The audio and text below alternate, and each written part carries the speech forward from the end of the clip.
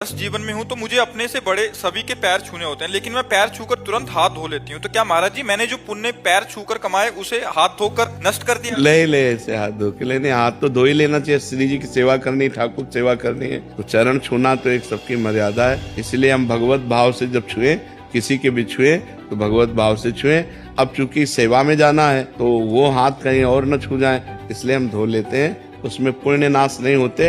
हम ठाकुर सेवा, हम इसलिए नहीं धो रहे कि उनको छुआ, हम इसलिए धो रहे हैं कि हमें ठाकुर सेवा करनी है, हमें और सेवाएं करनी है जिससे चरण छुए हुए हाथों से हम वो सेवा नहीं कर सकते। जैसे हम गुरु के ही चरण हैं तो गुरु के चरण छूने के बाद यदि श्री जी को हमें भोग लगाना है तो हाथ तो धोना पड़ेगा ना, क्योंकि श्री जी को भोग लगाना है। और गुरु जी श्री जी में अंतर नहीं है, फिर भी उनके चरण छूने के बाद हमें हाथ धोने पड़ेंगे क्योंकि श्री जी की सेवा में जाना है। और अगर गुरु जी देख ले तो डांट देंगे, पहले हाथ धो, ऐसे श्री जी की सेवा में क्यों जा रहा है। तो ये बात हम मन में सोचते हैं। हम अगर इस भाव से धोएं कि यार तो भले पुण्य नष्ट हो जाए, लेकिन हम तो श्री जी की सेवा के लिए धो रहे हैं, इसलिए कोई बात